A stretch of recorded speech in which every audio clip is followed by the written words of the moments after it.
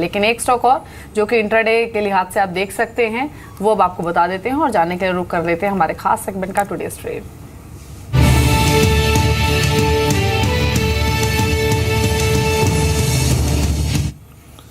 Today's trade में हर रोज एक stock हम आपको बताते हैं जो कि टेक्निकल और फंडामेंटल दोनों ही आधार पर पिक किया जाता है। कौन सा है ये स्टॉक जान लेते हैं वीरेंद्र से। बताइए वीरेंद्र। दीपाली अगर आप देखें आज थोड़ा सा एग्रेसिव ट्रेड होगा, याद रखिए। और ये चार्ट, ये प्राइस बिहेवियर से पहले के दिन के नतीजे मेरे को ठीक दिला रहे हैं। याद है आपको जुबिलेंट लाइफ, जब स्टॉक ने एक ही दिन में लगभग 40 रुपए का मोड़ दिया था। दरअसल ये स्टॉक भी उसी प्रॉपर्टी का है। आज है काकतिया सीमेंट अगर आप देखें आज का टुडेज ट्रेड है। कल क्या हुआ देखिए, कल के जो वॉल्यूम्स थे याद रखिए वो जून और अगस्त के अब तक के सेशन के सबसे स्ट्रॉन्गेस्ट वॉल्यूम थे।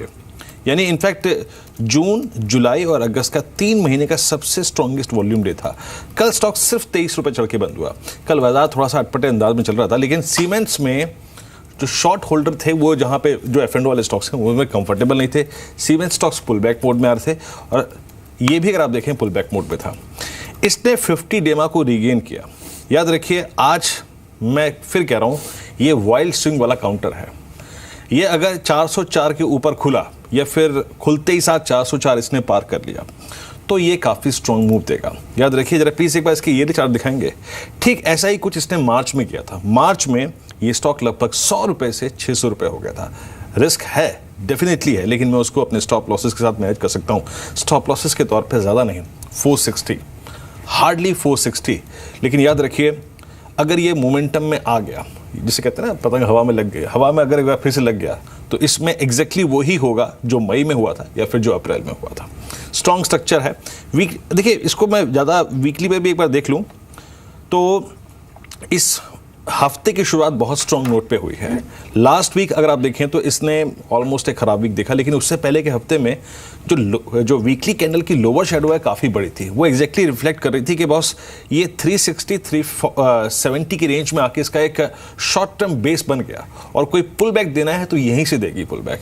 फिर लास्ट वीक वॉलेटिलिटी बढ़ी, स्टॉक ऊपर नीचे काफ़ी हुआ, लेकिन इस हफ्ते की शुरुआत बहुत स्ट्रॉन्ग नोट पे हुई है। और याद रखिएगा उसका कारण क्या है, उसका कारण यह है स्ट्रॉन्ग सेट ऑफ नंबर्स। 12 तारीख को इसके नतीजे आए। आप देखिए Q1 में लगभग 3.5 करोड़ के घाटे के मुकाबले लगभग 7 करोड़ का मुनाफा, और Q1 में जो एबिटा है वो अप्रॉक्सीमेटली इनका 7.88 करोड़ रुपए रहा। और सीमेंट कारोबार में जोरदार मजबूती थी इनके। ये शुगर कारोबार में भी है लेकिन वो वहाँ पे एक रिवाइवल के चांसेस हैं, लेकिन सीमेंट कारोबार इनका अव्वल दर्जे का चल रहा है इस वक्त। हालांकि Q4 नतीजे भी अच्छे थे, लेकिन इस वक्त सेंटर ऑफ अट्रैक्शन रहेगा चार्टी के लिए। और याद रखिए 402 के ऊपर ओपनिंग हुई तो बहुत स्ट्रॉन्ग स्ट्रक्चर है ये। सुमित, मैं राय जाना चाहूँगा, कभी हम रिस्की ट्रेड करते हैं, काकतिया सीमेंट को आप कहाँ प्लेस करेंगे टेक्निकली? देखिए स्टॉक ने पिछले अगर हम कई दिनों से देखेंगे तो एक थोड़ा सा डाउनवर्ड करेक्शन इसने दिखाया हुआ है, बट ठीक है कल का मूव बहुत अच्छा है। आपने जिस तरह से एक्सप्लेनेशन दिया वो सही है एकदम। ये स्टॉक ने कल अच्छा मूव दिखाया है। इसको मूव को देखते हुए immediately there is a possibility कि 425 तक के लेवल्स हमको देखने को मिल सकते हैं। ये स्टॉक जब तक अब 360, मुझे जो टेक्निकली सही लेवल लग रहा है वो है 360 या फिर 355 to be very precise.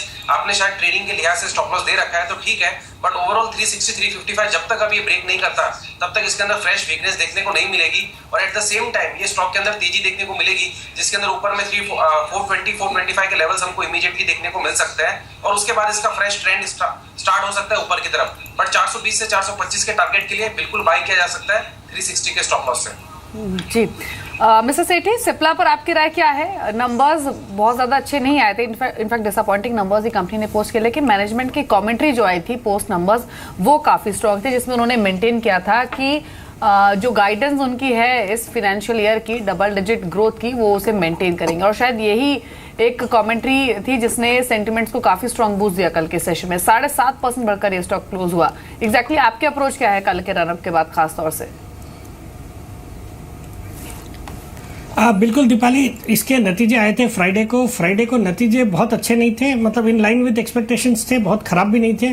But stock उस दिन तो कुछ परफॉर्म नहीं किया, बट बाद में जो कॉन कॉल में जो मैनेजमेंट ने अपने गाइडेंस को मेंटेन करने की बातें करी उससे बाजार खुश हुआ और कल ये स्टॉक अच्छी एक तेज़ी दिखा रहा था और अच्छा एक बंद हुआ। बट मुझे लगता है ये जो रैली है सिप्ला में वो कंटिन्यू रहनी चाहिए, और जिस तरह का एक प्राइस वॉल्यूम ब्रेकआउट और जिस तरह का एक मोमेंटम देखा गया है स्टॉक में, मुझे लगता है डेफिनेटली ये बाइंग रडार पे होना चाहिए। अगर कोई भी गिरावट आती है तो डेफिनेटली एक बाइंग अपॉर्चुनिटी रहेगी। जी।